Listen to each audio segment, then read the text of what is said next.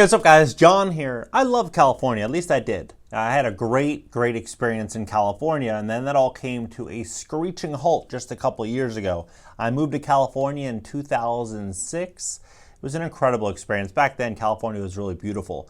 Today there are some areas that are beautiful, but if you go to Los Angeles, you go to San Francisco, you go to some of these cities, what you start to see is the erosion of that beauty. A lot of crime, homelessness, the city's really starting to deteriorate. But what's happening behind the scenes, what's being allowed, the policies that are being enacted, it's going to be the death of California. We're looking at the slow demise, and in this video I'm going to walk you through exactly what's going on, because I saw something crazy just the other day.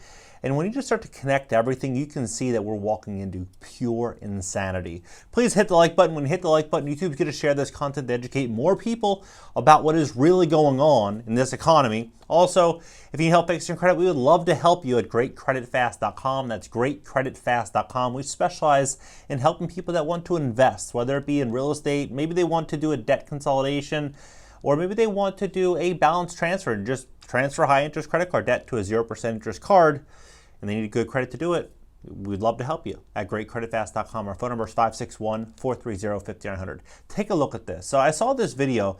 You can see here this lady on the roof of what looks to be like a Dodge Charger. She was crossing the street and gang members drove her down. She's laying in the middle of the intersection. She takes her watch off and throws it just so they wouldn't come and rip it off of her arms and her arm. And so when I'm looking into this, there's actually 17 gangs. I wasn't sure if this is more of like a sporadic, occasional thing. There's 17 gangs that are involved in this follow home robbery type of situation. And what they'll do, if you're at the Beverly Center, the Grove, maybe you're in Venice Beach, or you're in Santa Monica, the Promenade, wherever you are, they'll find you if you're wearing something that looks expensive, maybe you're driving a nice car, and they'll just follow you home. Maybe they'll go inside your house, maybe they'll try to rob you at your house, whatever they want to do. But this is what people are doing. They're looking for targets.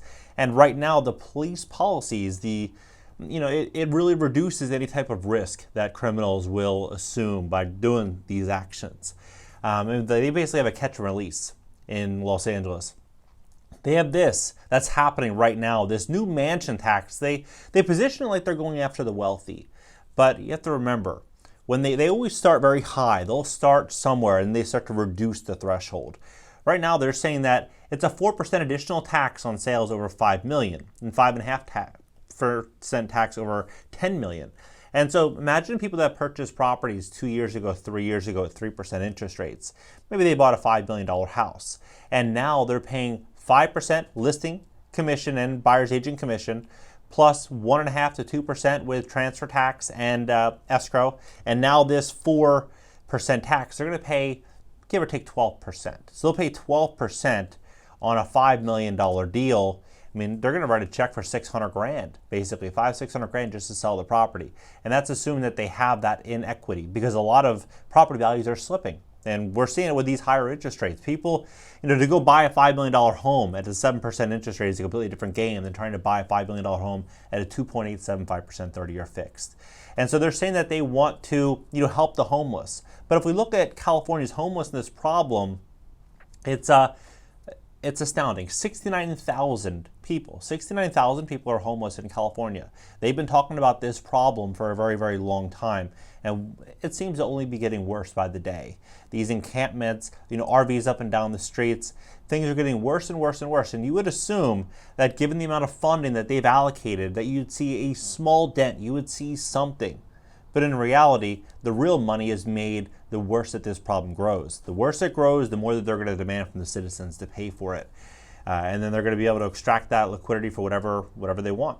But this, it's fascinating. So they have this situation right now with the mansion tax. They have the eviction moratorium that's still ongoing until March. So notice, March 31st, 2023, that is over 3 years with an eviction moratorium.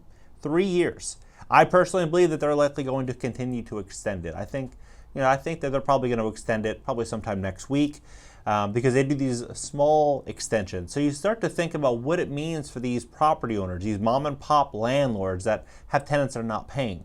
Like a lot of people, a lot of business owners, a lot of landlords, a lot of property owners, people are just bleeding out in California. And Dennis Block, he is probably one of the most successful landlord attorneys in Los Angeles. He's been around since like 1980. I think he's evicted like 200,000 tenants. I mean, everybody knows him.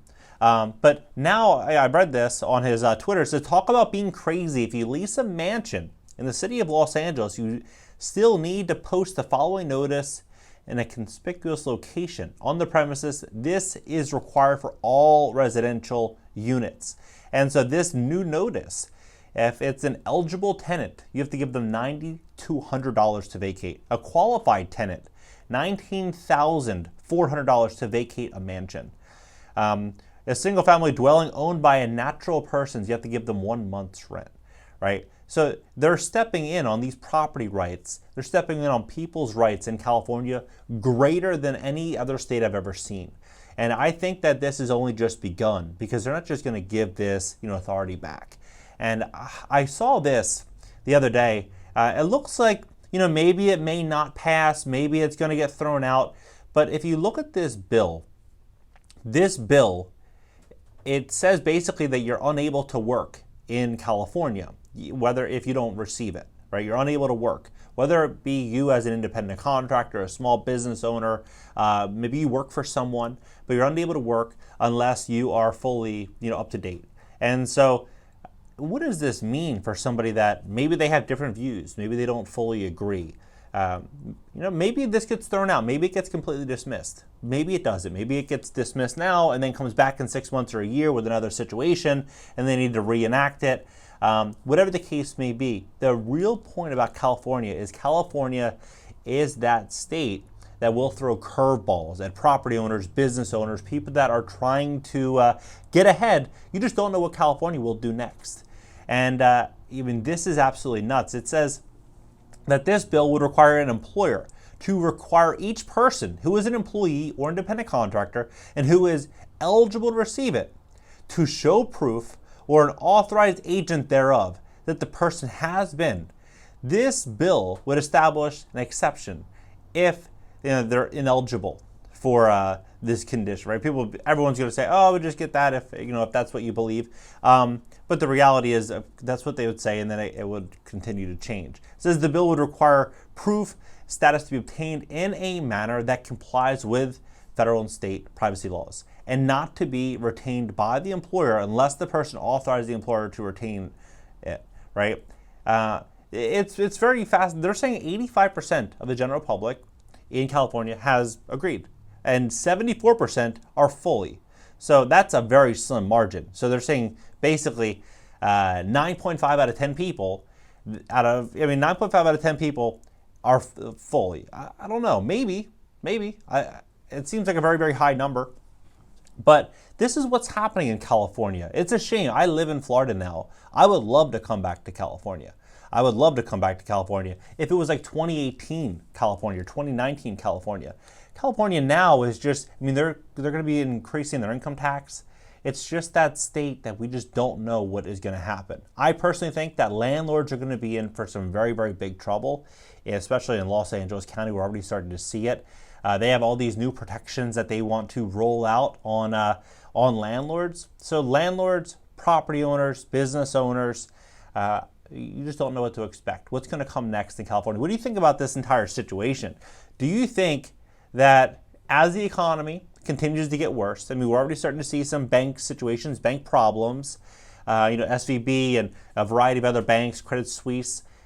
If this situation, this inflation problem continues to get worse, and there is very little punishment for committing a crime in California, and there's such a wide disparity between the haves and the have-nots, and it's very easy to determine where the haves live and where the have-nots live, simply go there and to, get your hands on some of it. A lot of people are going to start saying that.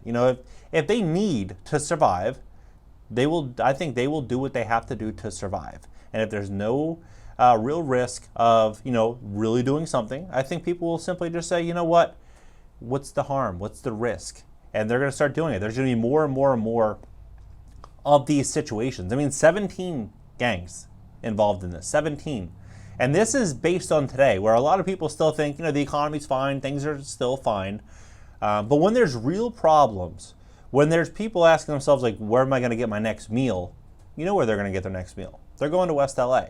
That's my belief. What do you think about this entire situation? I believe that policies are going to continue to get worse and worse and worse for capitalists and business owners in Los Angeles County. If you want to invest in LA, I love Los Angeles, but I still think that maybe you should wait a little bit longer to see how this whole thing plays out with the eviction moratorium, see what rights get taken away from landlords. We've already started to see a lot over the last 3 years, but it's only going to continue to get worse as they say they want to combat inequality. How can they combat inequality and inequity if they go back to these same measures in which they believe are at fault for the disparity between inequality and inequity? They're moving in this direction.